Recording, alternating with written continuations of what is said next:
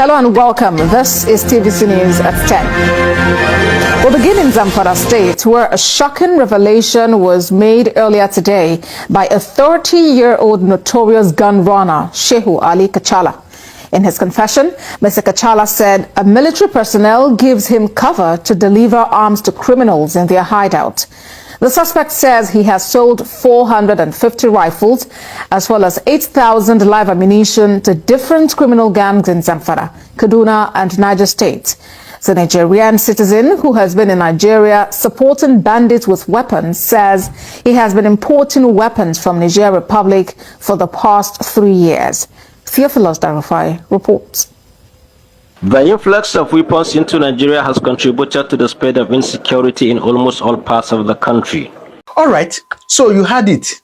No, you had it clearly. Or should I play the video again? You had it very clearly that a 30-year-old man in Zamfara State has confessed with his mouth that it is a military personnel that gives him cover to sell rifle to criminals in the state. In fact, they describe this man as a gun runner. You know who is a gun runner? Somebody that imports and sells arms illegally. Yes, he imports and sells arms illegally. And it is military personnel that, gives him cover, that makes the way for him so that he can do a successful business. That is Nigeria for you.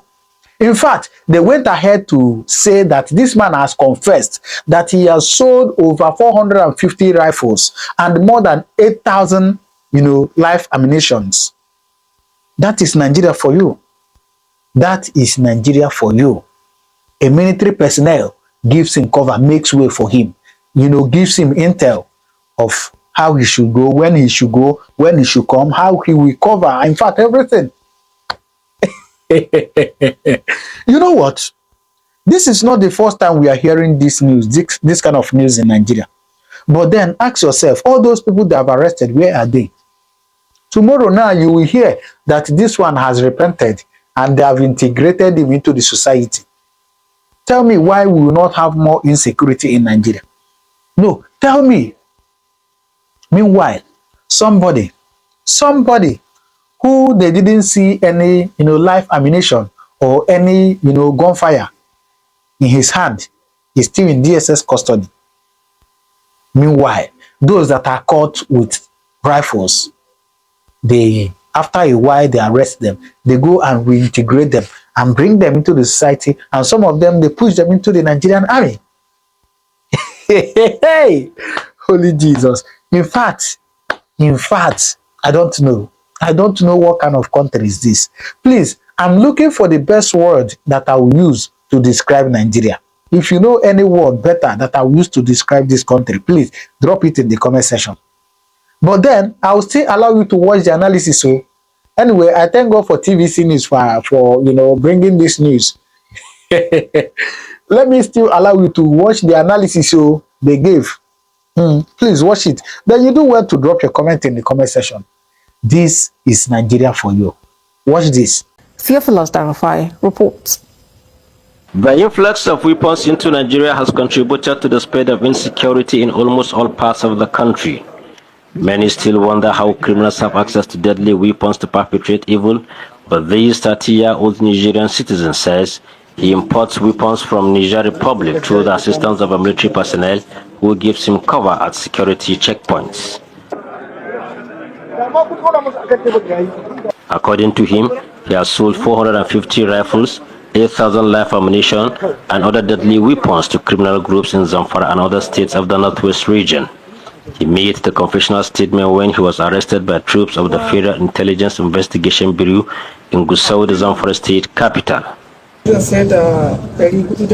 He used to import the guns from Niger Republic. There's a military personnel who usually give me cover, especially at the checkpoints.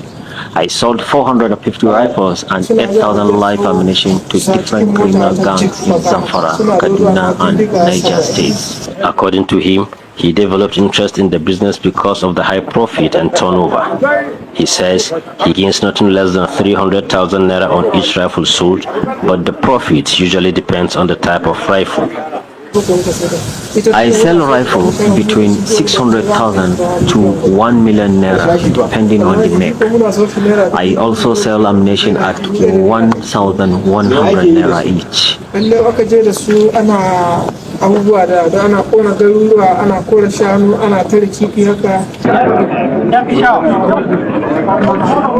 The police say efforts are underway to arrest other fleeing suspects. They are short of their commitment to curb the influx of weapons into the country. Theophilus Darufai, TVC News, Gusau. Boko Haram should lay their arms unconditionally and be accepted in the community. Opportunities are out there for them. They can be rehabilitated. An ex-Boko Haram stands having laid his arms and comes back, turns his way away from his negativity. He stands to be a president of this country. He stands to aspire to any position in this country. Why is he wasting his time when he cannot even deliver? We will do that. But we have appealed to them, including their detractors, their collaborators, to see reason to, as fast as possible, quickly drop their arms so that we can once again reoccupy our peaceful position in Nigeria. Appears like the same script all over again. Let me just take a reaction on social media. This is from Sumto, who wrote, Nigerian soldiers still on revenge mission. Another community set ablaze by Nigeria Army in Delta State. Meanwhile, in the north, Boko Haram terrorists are granted amnesty. Fulani headsmen are protected by the government. Bandits are getting paid and rehabilitated. These are criminals and terrorists responsible for the deaths of thousands of Nigerians, including Nigerian soldiers and police officers.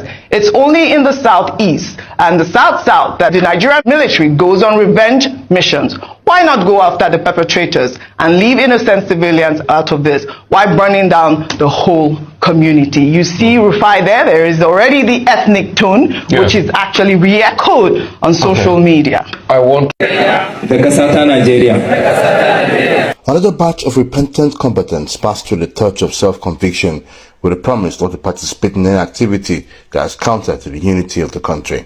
Reflect back, I see that what I'm doing is not good. That is why I felt to just repent to the Almighty God and leave what I'm doing. It's better for me to go and stay in peace with everybody. These are the 390 individuals who have entered the walls of Operation Safe Corridor through Nigeria's non-kinetic approach, which started in 2015 and its operation stretching beyond the northeast. Go through a well-structured deradicalization, rehabilitation, and reintegration program. The process saw through the transformation of these individuals that are ready to partake in nation building. I'm confident that based on the therapeutic interventions this set of clients have undergone under the proficiency and watchful eyes of the local treatment team, as well as the Big 5 infantry tools that was administered to them, they have been inculcated with positive virtues. However, the stories of this resurgence of activities of these groups are begging for answers if the program is relevant in tackling insurgency. We need to redouble our efforts. If you go to sleep, even if your enemy doesn't want to attack you, he will attack you. And so the military is doing very well. The various agencies are doing very well. The state governments are collaborating with everybody. But we need to double our efforts. Prayer that as we reintegrate them into their respective societies, they will use whatever they have gained here for the benefit, for their own benefit and also for the benefit of their communities. Meanwhile, more federal government agencies such as the National Emergency Agency have joined in the fight through the non-kinetic approach. At the point of their reintegration into the society, so the National Emergency Management Agency comes in and provides the necessary relief, which will serve as a support for them and their families before they are able to get a source of livelihood and then get properly settled in their various societies. For the stakeholders, the country's non-kinetic approach is working and needs the support of all stakeholders to tackle issues of insurgency, banditry, and youth restlessness in the country. Can you just tell me the reason why a Nigerian soldier who is a member of the military will choose to support the terrorists by guiding them. They will give him money, or maybe he's the one buying the ammunition from Niger, giving them cover. You know, when you are transporting something, the military will be driving the motor, or the soldier will be driving the motor, or even though he is in the vehicle, you know, police and custom will not be able to interrogate him as much. I don't really know if it's also the condition of everyone of them, both the custom and the police on the road. But this man has been doing this for 3 years. Do you see why we were warning people, warning them that these Boko Haram people you are putting into the army, you are promising terrorists that they can become Nigerian president. They can do this, they can do that. Look at. As I speak to you, this thing now, both the Muslims, the Christians, everybody, so it has nothing to do with religion, but it has something to do with radicalization. Radicalization. So if you are not just in the family of this radicalism, your own is finished. Okay, I continue to ask this. You know, when something is happening, I want you to always ask a question. What is the purpose? For everything on earth, there is a purpose. This video, as I'm doing it, there is a purpose why I'm doing this video. And if you find this video interesting, ask yourself, why am I watching this video? Because you want to know how the Nigerian army personnel was able to help a terrorist to import weapons for good 3 years into Nigeria. This is just one person they caught. What about others?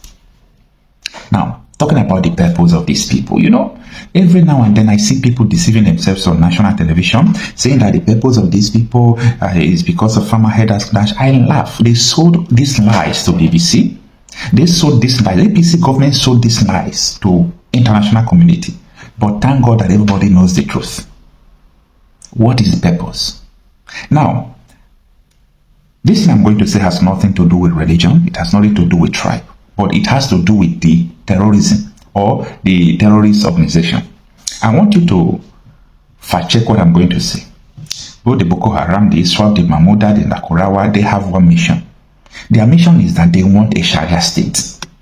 I've been saying this thing now without number. These people want a Sharia state. Now, a lot of people, including politicians in Nigeria, they believe that these people are freedom fighters. That is what they see them.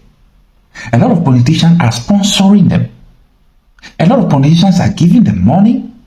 Never allow the military or the government to use kinetic.